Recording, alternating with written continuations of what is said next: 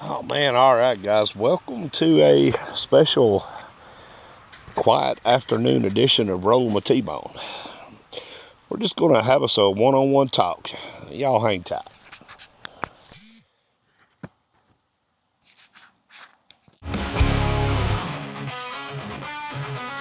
T-bone roars like a thunderstorm blast. Engine growling as the trees rush past. Wheels on fire climb the mountain's face. The legend rides with a reckless grace. T-bone's shadow cuts the sky through the peaks where... All right, guys.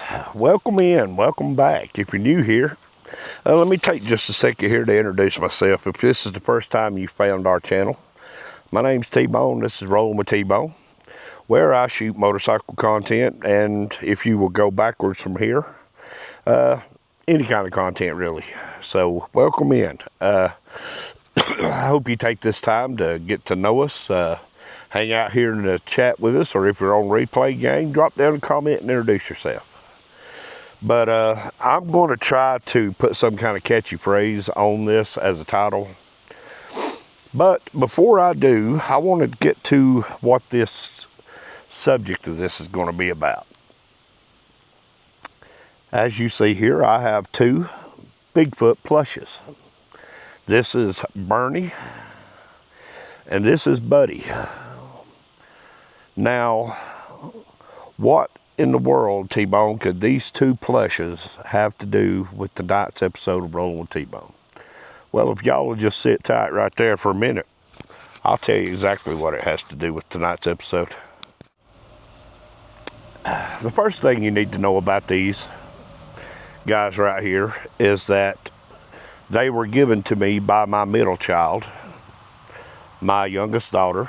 She got them for me, being Bigfoot, knowing that I'm a cryptid fan, and because of the channel. She picked these up for me at separate times. One of them was a birthday present, and the other one she just got it because she seen it. Being from my daughter, these are very, very important. Little plushies. So that's kind of what tonight's episode is going to be about here, guys. We're going to talk about these little guys and just how significant they are in just normal everyday life. Now, I want to share a couple of stories with you in this episode, and the first story is very much my story. A very young T-Bone, talking about preteen before my mama was killed. My mom had went away. She had to spend some time in a ladies' correctional facility where she, and it's not important as to why she was sent away. Very much outlaw family. But she did do time in a women's prison, correctional facility, where her job inside that facility was stuffing these little guys. Now, as a youngster, when the TV series A-Team came out, I was a huge fan. Mr. T was a hero. So my mother made me a stuffed plush Mr. T doll. And then when she was released, she brought me another plush that she had made for me. And it was Alf. I'll try to put pictures of Alf up here. Alf stood for Alien Life Form, and it was a TV series when I was a kid that I absolutely loved. So my mom had made me two plushes. Stuffed them, sewed them out of kits. Now, Alf and Mr. T have been lost to time, misplaced, moved around. As I've moved around, they have been moved around, and they have ended up lost to time. And I don't think I've ever told that story, not even to R1. I'm not sure R1 even knew that. But my mother knew that I was a fan of the A-Team, and she knew that I was a fan of Alf. So she made me two plushes. Now, why is the plush so significant in my life? That's the first reason. Now, you might be sitting out there saying to yourself, man, I thought this guy was a man. What's he doing with little dolls? I thought you was a man, T-Bone. What's up with this? Well, I have no trouble with my manhood. Everybody who knows me will tell you that. I'm very comfortable in my manhood, and I understand just how important these little guys are. To me, it was important, and after my mom was killed, they became very important. I dare say through the years of 8 to 14, those little guys, the Alf and the Mr. T, was all the thing I had of my mom's. Like I said, my mom had been murdered. So they became very important. Now, I've seen people have gotten away from plushes over the years. They're not as popular as they used to be when we were young. And I'm talking about Cabbage Patch Dolls, Raggedy Ann, and Andy. You know what? My mom made me a third E.T.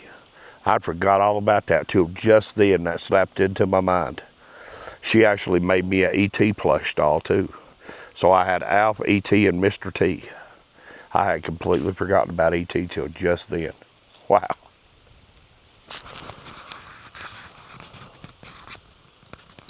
Sorry about that, guys. I had to take a break out for a minute. I had completely till just then forgotten about E.T. And the one thing that made E.T. so special was that his face plate was made of plastic.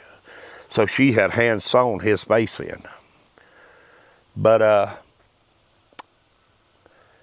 when we talk about mental health, a lot of times men don't cross the bridge of mental health. It's not the manly thing to do. And I can tell you guys, we all struggle with mental health issues. And I'm not talking about being crazy or anything like that. I'm just talking about trying to figure out how to live from day to day. Stuff that we have to do. I learned in my life at a very young age, because like I've said before in other videos, my dad was about half here and half not. He was not in a mental state to be anything really. So I had to learn how to pay bills. I had to learn how to govern money. I had to learn how to ration the groceries. See, these are the things I was learning when a lot of kids were playing baseball and basketball and football. I didn't get that. I was learning how to take care of 2 twin brothers who were 3-year-old when my mom got killed. And I was learning how to make sure that the household operated off of whatever money my dad would give or could get. So, a little bit different childhood for me than it was for a lot of other people. Now, before anybody jumps down there, I'm not telling you all this for a poor, pitiful me story. I'm just telling you this to kind of relate to you about something that's important to everybody. There were times after my mom was killed as a kid, those plushes were my comfort. You know, if you're lucky enough to have your mom in your life, accept that blessing and hold on to it as dear as you can. Because I lost my mom when I was 11 years old. And like I said, I'm not telling you all this for poor, pitiful me. There's a point to all this. So you fast forward to a younger T-Bone who is now working in the medical field as a CNA. it was kind of a path that some of my other family had went down, and I thought, well, I'll give it a try. And I ended up working at a nursing home in Blue Ridge, where we had a resident named Ruby. Now, Miss Ruby, she was a very special lady. She had had a series of strokes, and she was confined to a wheelchair, but she had lost her ability to speak. She could mumble, and she could say certain words. And her three wheels, Blue Bike and Doyle's wife, her three wheels, go check their channels out, guys. Tell them T-Bone sent you. The fine people. She'll know what I'm talking about when I talk about this because she's in the medical field. But Miss Ruby had a Raggedy Ann doll. Well, we call it a Raggedy Ann doll, but it was a rag doll that her granddaughter told me the story about one time at the nursing home. That Ruby's mother, trying to get Ruby something for her birthday, ended up sewing her the doll from scratch, meaning she cut out all the pieces, the eyes, the nose, the mouth. The hair was made of yellow yarn, big thick yarn. And Miss Ruby had had that doll ever since she was a kid. Of course, Ruby grew up during the Depression when nobody had much of anything. And you didn't get gifts and presents all the time.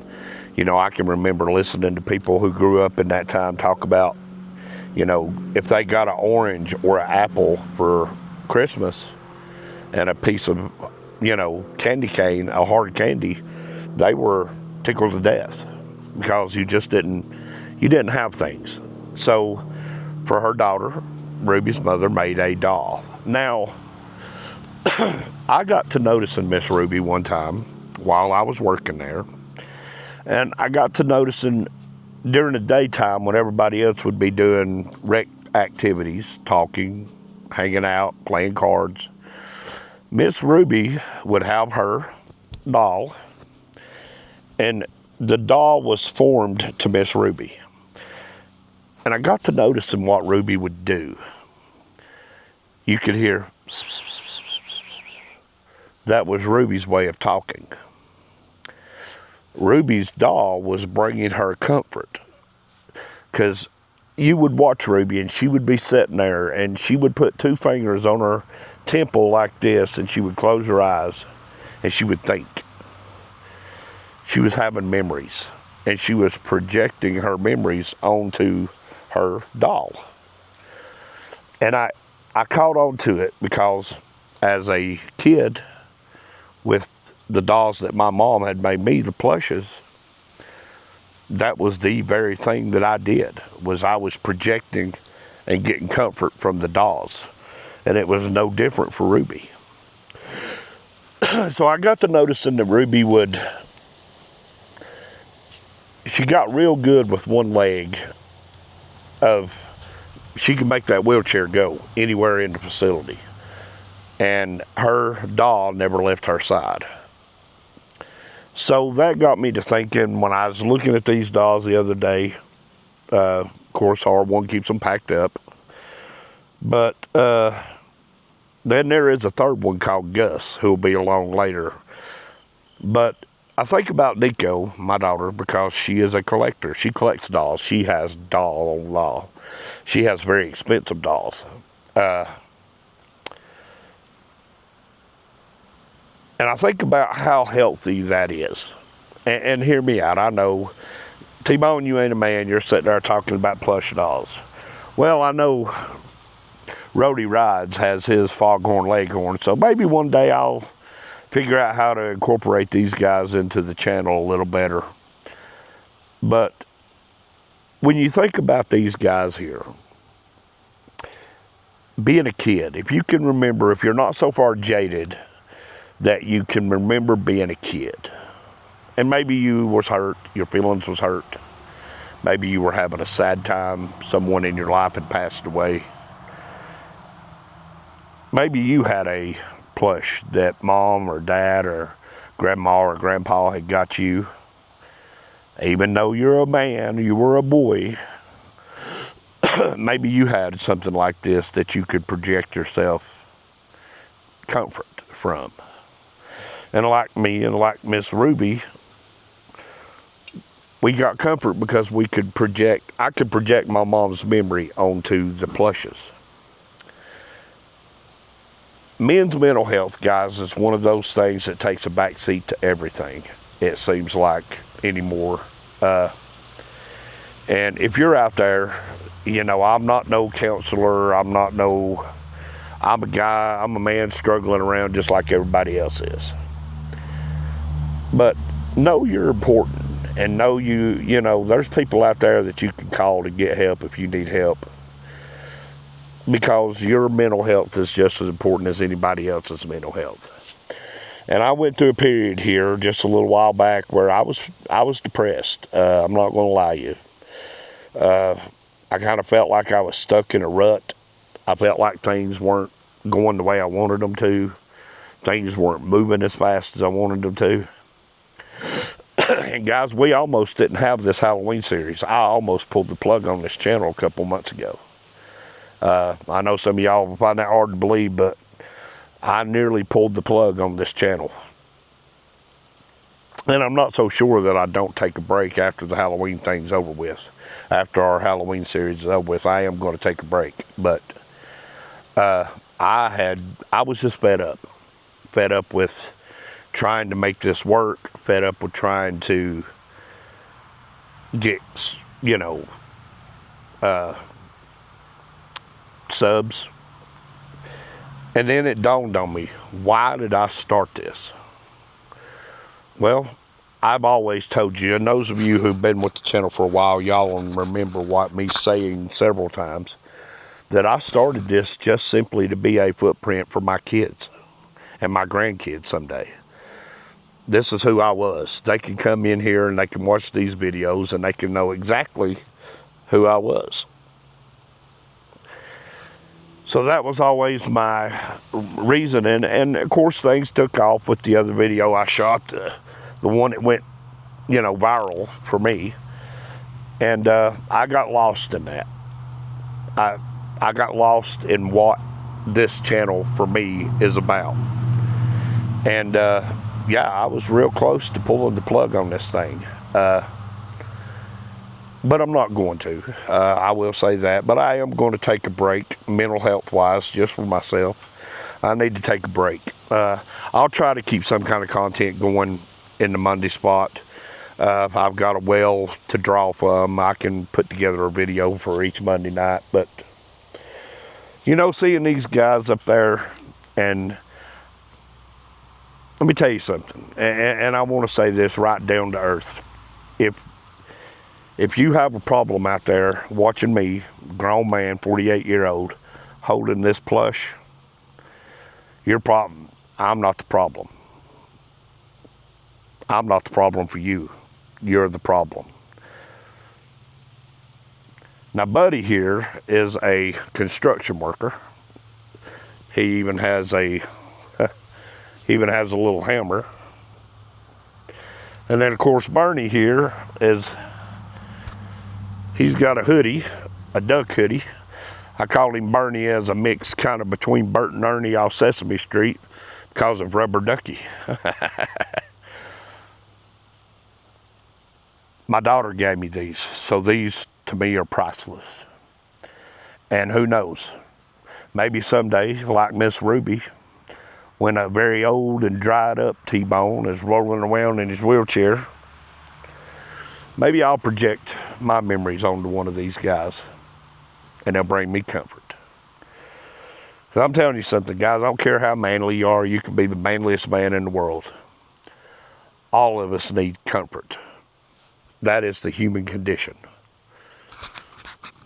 You know, and I'm not saying that, you know, it's attacking your manhood, saying that you need comfort. We all need comfort. You know, and I know R1, she would love for me to talk more about things. She's said it before. But ever since I'm 11 years old, guys, I've just learned how to compartmentalize everything, see what's in front of me, and just take care of it. Whether it was raising my brothers, whether it was putting food in the house, whether it, I went to work, and a lot of people don't believe this, but I went to work when I was 12 years old, 1 mile away from here, and I know Hillbilly knows what I'm talking about, at the old Mobile school. It's exactly 1 mile away from here. And I was 12 years old, and I went to work there at a place that was called Mobile Metals. It was a junkyard. And I would work there on the weekend, and I would take the money that I earned there on the weekend, and I would buy food or whatever we needed. So I learned at an early age, and it's going to sound bad to say this, guys,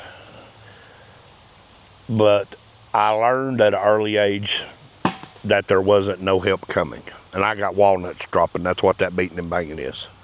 My walnut trees are completely loaded down this year.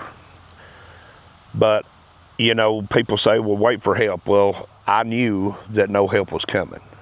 I knew that I was it. Because like I said, my dad was here. Physically, he was here. Mentally, he had checked out. And he had bright moments. He had moments of where, he had clarity and he could kind of get things on track if it was off track. But he was just, drug-fueled, alcohol-fueled. So I learned at an early age to compartmentalize things. I learned what being a man was before I even turned into a teenager. I learned how to cook when I was 10 years old, 11-year-old, 12-year-old. I was learning how to cook. I was learning how to survive. And I don't look back at the past and the things that I had to go through when I was a kid. I don't look back at it in despair. And I don't even look back at it I don't look back at it with hate or with anger or with malice, because the things I went through made me who I am today. Now, am I the best husband or the best dad? No. I have failed a lot, but that's just part of life. You win some and you lose some. But I have always tried to be the man that I knew I could be. And I've always tried to work to make sure I took care of my family. Me and R1 has never had nobody to step in and help us raise our kids. We've raised our kids. We had them, we raised them. And, we can say we're so proud of all three of the kids. Our oldest girl, she just went back to college. She's getting ready to finish up her first semester in college. Nico she's been just a godsend for me with R1, helping out with the, since the stroke and the cancer and everything. And then TJ, he'll be graduating high school here. This is his last year. He's a senior this year. So he's into wrestling and all that stuff this year. So very proud. God blessed me with an amazing family. He blessed me with amazing kids. And for that, I'm truly thankful. If you've been around here a while, you remember me saying the first 20 years of life was rough. Second 20 years was a lot better. So what's the point of this video, T-Bone? Are we just going to attack manhood, or... if you need someone to talk to, it's not a hit to your manhood. We all need help sometimes. We all need a hand. Sometimes, as much as we try and as hard as we try, sometimes we just hit the wall. And we've all been there. Sometimes it just becomes more than we can handle. Sometimes things happen and it don't go the way it needs to go. And it's hard. We just have to deal with it. But there's people, hopefully everyone has somebody in their life. Because I know if things get that way for me, which a lot of times I don't talk to R1 about things, because she trust me, she lets me know. She says, well, you never talk about things. That's because from that age, that tender age of 11-year-old, I've just learned how to compartmentalize things, swallow it, and take care of what needs to be took care of. That's all I really have ever known. It's hard. You've heard the old saying, and I never understood it when I was a kid, but now that I've gotten older, I understand it a lot better. It's hard for a zebra to change its stripes, or hard for a cheetah to change its spots. Once you've done something for so long, once you've been this type of person for so long, it's hard to just turn the switch off. But there it is, guys. I wanted to make this little video just to let you know, if you're out there and you're struggling with mental health, guys, you're not alone. There's somebody out there willing to talk to you. And mental health is important for everybody, not just for kids, not just for women, but men also. Find that one thing, and even if you don't want to talk to nobody, find that one thing that gives you comfort. Whether it be riding your motorcycle, or whether it be going to, a bar and drinking a beer and hanging out and shooting a game of pool, or whatever brings you comfort. And don't be so hard on folks. Don't question their manhood. And as for Bernie and Buddy, well, like I said, they might end up being regulars on the channel somehow. And there's another one coming called Gus. Gus is a lot different than these two. But I thought these were awesome. These are Bigfoots, of course. Like I said, Nico picked these up for me. But these guys are just amazing. And because I was telling her about Rody Rides, who has the Foghorn Leghorn Rooster. So I thought that was pretty cool. But I'll tell you what, guys, I think that's going to pretty well much do it for this episode. Just a sit down and get to talking episode, just a down-to-earth episode. But I think I'm going to end that episode here. Remember to reach out to somebody if you need help, if you need to talk to somebody, find somebody to talk to. Comment. Let me know who you are. If you're new here, welcome in. Like I said, go backwards from here. Check out some of the old content. I hope you check out our Halloween series that we got going on right now, The History of Witches. This should come out before that series is over with. If not, then go back and watch History of Witches. And go back to last year, if you're new here, I had a series called Cryptids of North America. Kind of what got all this going with the big guys here. But guys, until the next time, please take care of yourselves, take care of each other, and hey, thanks for watching.